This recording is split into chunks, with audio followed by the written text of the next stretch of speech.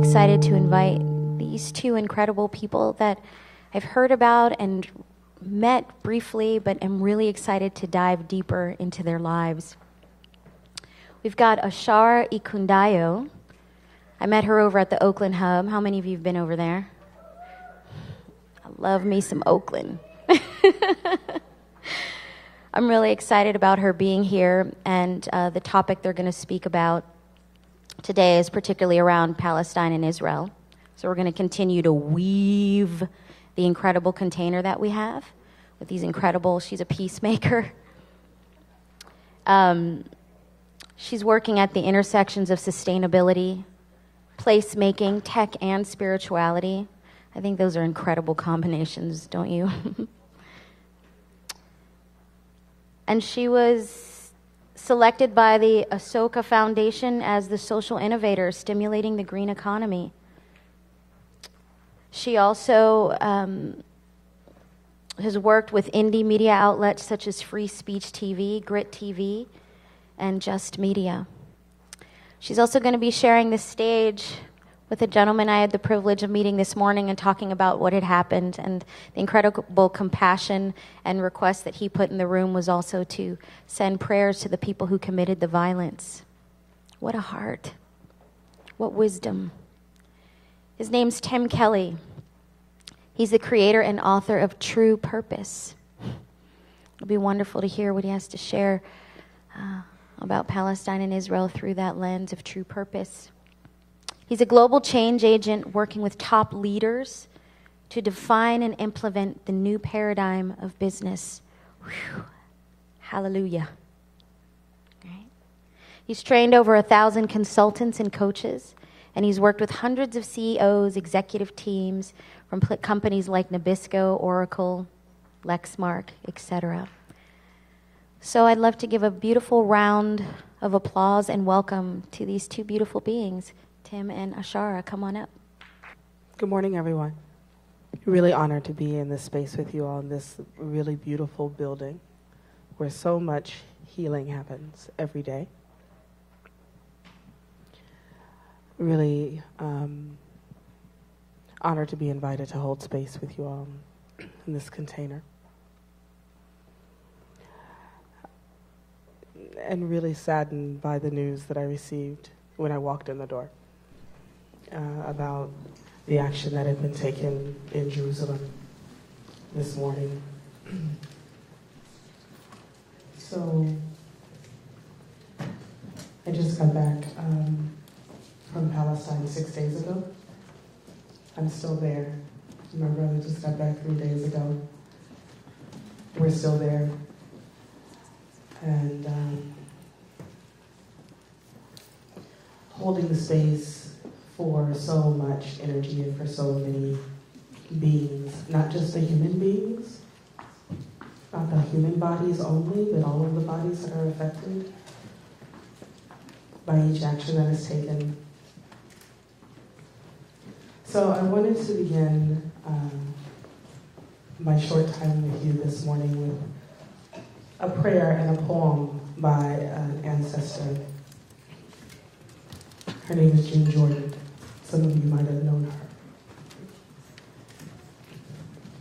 Moving towards home. Where is Alu Fadi, she asked. She wailed. Who will bring me my loved one?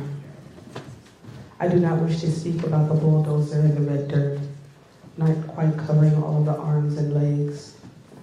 Nor do I wish to speak about the night-long screams that reached the observation post where soldiers lounged about. Nor do I wish to speak about the woman who shoved her baby into the stranger's hands before she was led away. Nor do I wish to speak about the father whose sons were shot through the head while they slit his own throat before the eyes of his wife. Nor do I wish to speak about the army that lit continuous flares into the darkness so that others could see the backs of their victims lined against the wall. Nor do I wish to speak about the piled up bodies and the stench that will not float. Nor do I wish to speak about the nurse again and again raped before they murdered her on the hospital floor. Nor do I wish to speak about the rattling bullets that did not halt on the keening trajectory. Nor do I wish to speak about the pounding of the doors and the breaking of windows and the hauling of families into the world of the dead. I do not wish to speak about the bulldozer and the red dirt, not quite covering all of the arms and legs, because I do not wish to speak about unspeakable events.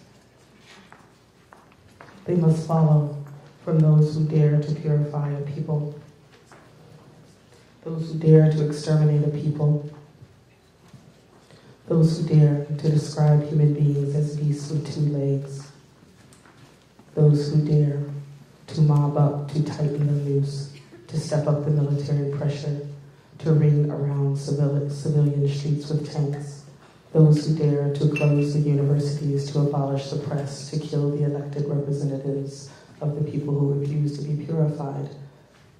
Those are the ones from whom we must redeem the words of our beginning. Because I need to speak about home. I need to speak about living room, where the land is not bullied and beaten into tombstones. I need to speak about living room, where the talk will take place in my language. I need to speak about living room where my children will grow without horror, and I need to speak about living room where the men of the family between the ages of 6 and 65 are not marched into a roundup that leads to the grave. I need to talk about living room, where I can sit without grief, without wailing aloud for my loved ones, where I must not ask, where is Abu Fadi? Because he will be there beside me. I need to talk about living room because I need to talk about home.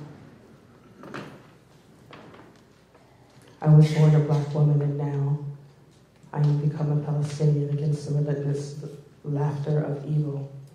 There is less and less living room. And where are my loved ones? It is time for us to make our way home. So that's the poem that I found, Moving Towards Home. A poem by Black feminist poet, warrior, scholar Judy Jordan, published in the New York Times on September 20th, 1982, a year before I met her. It is a place where I'm starting to find some words to begin to form and formulate a seed of change. A seed after returning from my trip from Palestine, I have been able to speak about it. In fact, I have not spoken about it until right now. So I'm asking for the poetry to help me speak with any real substance, because all I can do right now is gather and repost my friends' pictures, their blog posts, their thoughts, their images, other people who were on the peace-building delegation that I was a part of. I am finding myself collecting water in my kitchen and bathroom now, capturing it in honor of the women all over the world who fetch water, chop wood, feed babies, fetch water, fetch wood, day in and day out.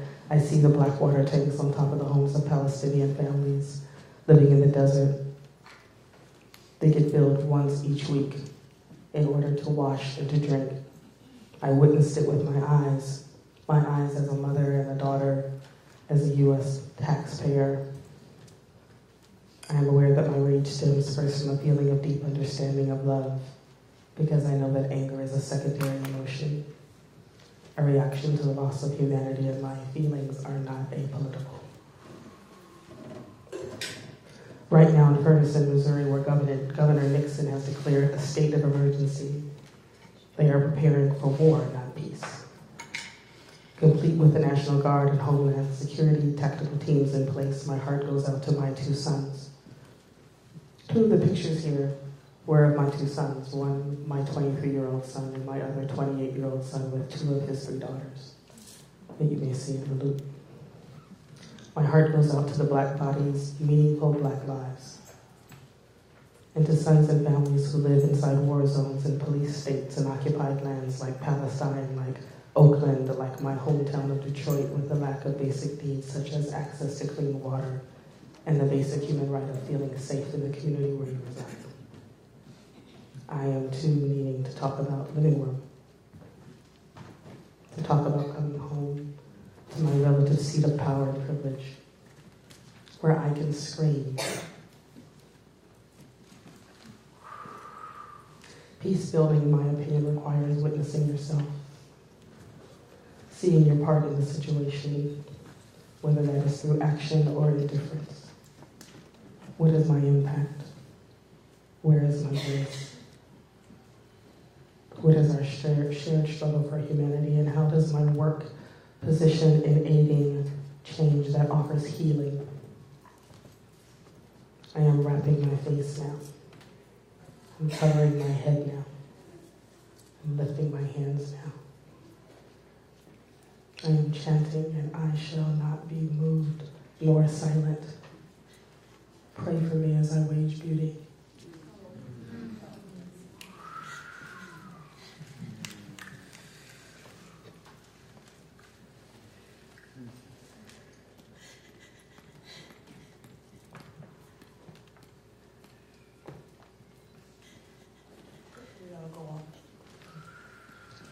Thank you so much, Ashara.